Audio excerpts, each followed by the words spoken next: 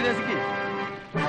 കൊച്ചുണ്ണി, നീ നിന്റെ പിള്ളേരെ ശരിക്ക് തൊഴിൽ പഠിപ്പിക്കുന്നുണ്ടോ? പിന്നെ നല്ലോണം പഠിപ്പിച്ചു കൊടുത്തിട്ടുണ്ട്. 1.5 കൊല്ലം കൂടെ കഴിഞ്ഞാൽ എന്റെ ശിക്ഷ തീരും. പിന്നെ നമ്മൾ ഒരുമിച്ചൊരു മോഷണം നടത്തും. തീർച്ചയായും. മൂപ്പരെ നിനക്ക് ശരിക്കും മനസ്സിലായോ? കുഞ്ഞാലി വരയ്ക്കാറുമായിട്ട് നിരന്തരമായി ഏറ്റുമുട്ടി തകർന്ന അത്തപ്പാടി ആയിപ്പോയ ഒരു കടൽ കൊള്ളക്കാര കുടുംബത്തിലെ അവസാനത്തെ കണ്ണിയാണ് അത്തപ്പാടി അന്ത്രു, എന്റെ ഗുരു. കടലിൽ കൊള്ളയടിക്കാനുള്ള എന്താ ഉപ്പോ? എടാ കൊച്ചുണ്ണി, ഈ മാതിരി ആൾക്കാരാണ് ശിഷ്യന്മാരാക്കി കൊണ്ടിരിക്കുന്നത്. ഒന്നും മിണ്ടാതെ. എടാ മണ്ടന്മാരെ, പണ്ട് കാലത്ത് നമ്മളെ രാജ്യം വിദേശങ്ങളായിട്ട് വ്യാപാര ബന്ധം നടത്തിയിരുന്നു. അത് വിമാനത്തിലോ തീവണ്ടി മാർഗം ആയിരുന്നില്ല, കപ്പൽ മാർഗം, കടൽ മാർഗം. അന്ന് കിണ്ടല് കണക്കിന് സ്വർണ്ണം ഇവിടുന്ന് അങ്ങട്ട്, വെള്ളി അവിടുന്ന് ഇങ്ങോട്ട്, പെട്രോൾ ഇവിടുന്ന് അങ്ങട്ട്, എണ്ണ അവിടുന്ന് ഇങ്ങോട്ട്. ഈ സമയത്ത് എന്റെ കുടുംബത്തിൽപ്പെട്ട മഹാന്മാരായിട്ടുള്ള കടൽ കൊള്ളക്കാർ 1000കണക്കിന് കപ്പലുകൾ ഇവിടെ മുക്കിയിട്ടുണ്ട്. ഓ, അന്നങ്ങനെ മുങ്ങിപ്പോയ കപ്പലുകൾക്കാണ് ഇന്ന് മുങ്ങിക്കപ്പൽ എന്ന് പറയുന്നത്. ഗുരുവേ, യവന്മാർക്ക് വിവരം വരാൻ എന്തെങ്കിലും ഒരു മാർഗം പഠിപ്പിച്ചു കൊടുക്കണം. കുറച്ചു ദിവസം അവിടുന്ന് എന്റെ കൂടെ നിൽക്കണം. ഇപ്പൊ ടൈമില്ല, പരോളിലാണെങ്കിലും ട്രൈ ചെയ്യാം.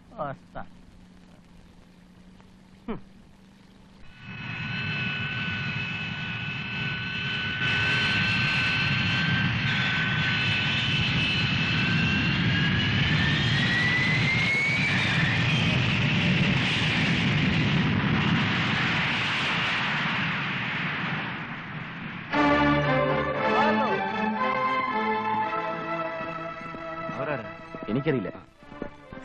ഹലോ, ഇത് തുമ്മിക്കുഞ്ഞ്, ഇത് കുര്യച്ചൻ, എന്റെ ബ്രദേഴ്സാണ് ശങ്കർ, സുധീർ. ഇവർ നമ്മളുടെ കൊച്ചിൻ ഏജൻസാ. ഇത് PM മണക്കാട്. ഹലോ.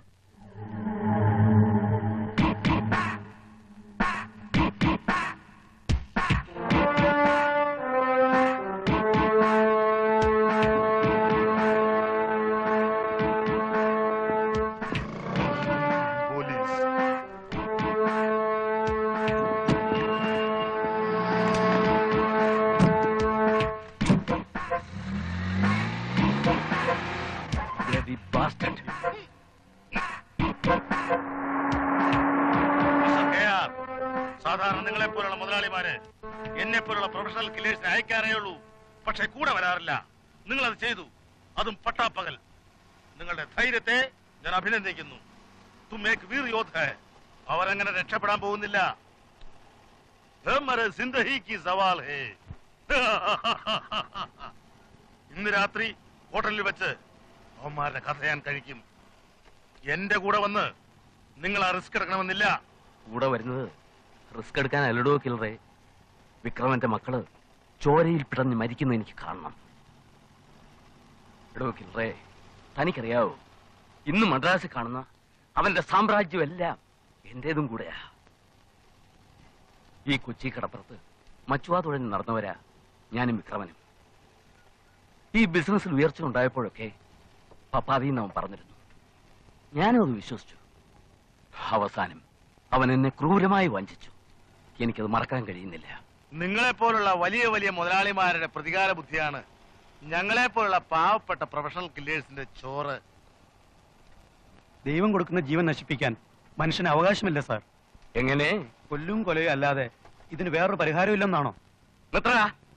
നീ നിന്റെ നിലയ്ക്ക് നിന്നാ മതി.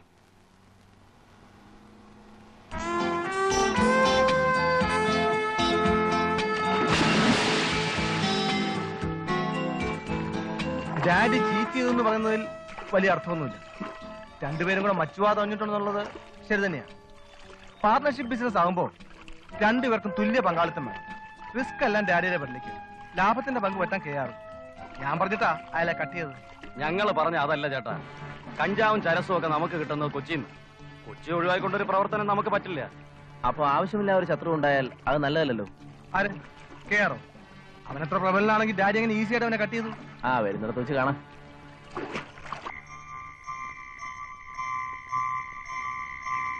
നമ്മളിങ്ങനെ വെറുതെ ഇരുട്ടത്തിരുന്ന് കായലിലോട്ട് നോക്കിയിട്ട് എന്ത് കാര്യം? അതെ, തുടക്കമൊക്കെ കൊള്ളായിരുന്നു.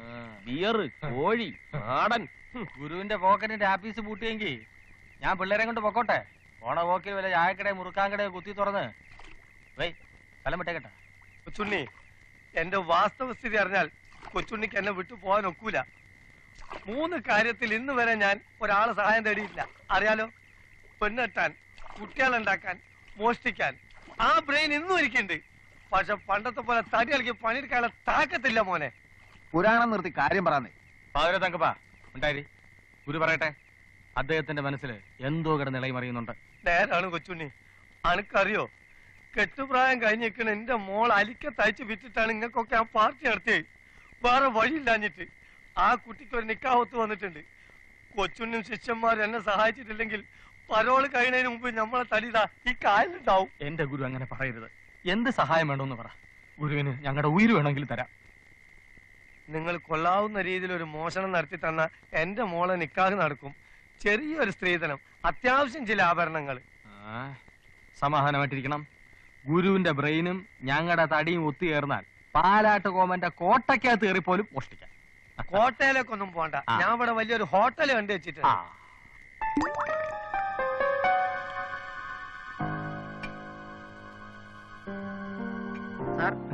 സാറിനെ കാണാൻ ഒരാൾ വന്ന് വെയിറ്റ് ചെയ്യുന്നു. ആരാ? ചോദിച്ചിട്ട് പറയുന്നില്ല, അത്യാവശ്യമാണെന്ന് മാത്രം പറഞ്ഞു. വരാൻ പറയൂ. ശരി.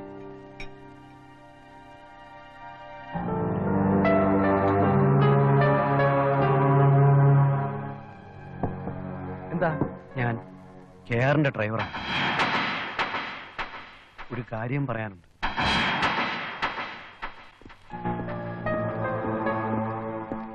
സുധി, കെയറിന്റെ ആൾക്കാർ നമ്മളെ കൊല്ലാൻ ഇറങ്ങിയിട്ടുണ്ട്. എന്ന് വെച്ച് സ്ഥലം വിടാൻ പറ്റുമോ? വിക്രമന്റെ മക്കൾ അത്ര പേടിതൊണ്ടമാരല്ലെന്ന് കെയറിനൊന്ന് മനസ്സിലാക്കണം.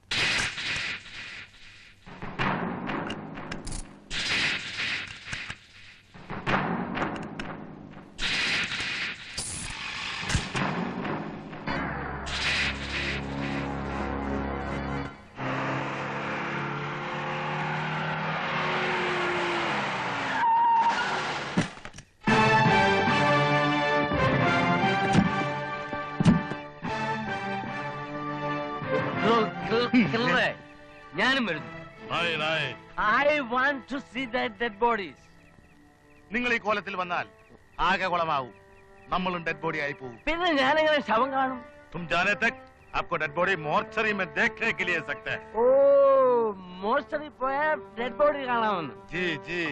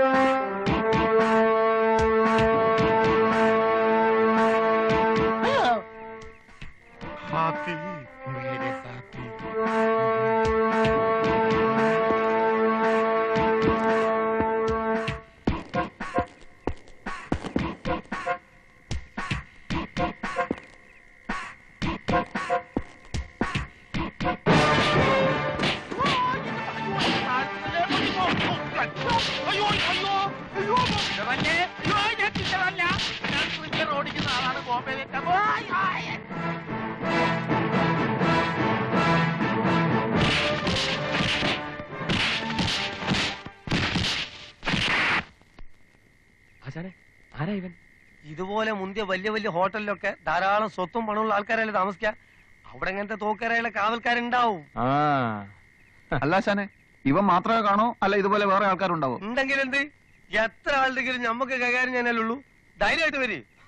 ധൈര്യം പുരുഷ ലക്ഷണം. പോ പോ.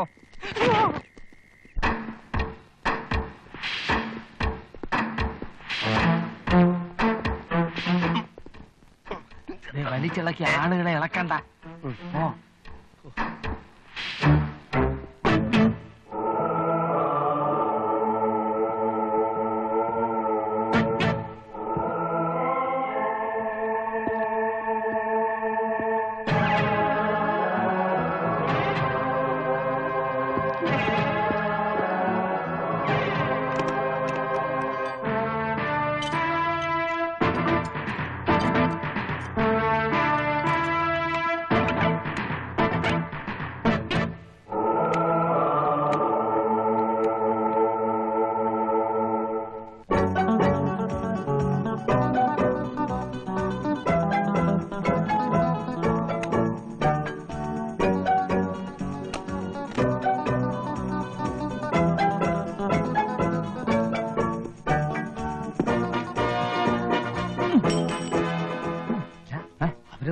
അവരെവിടെയെങ്കിലും പോട്ടെയോ?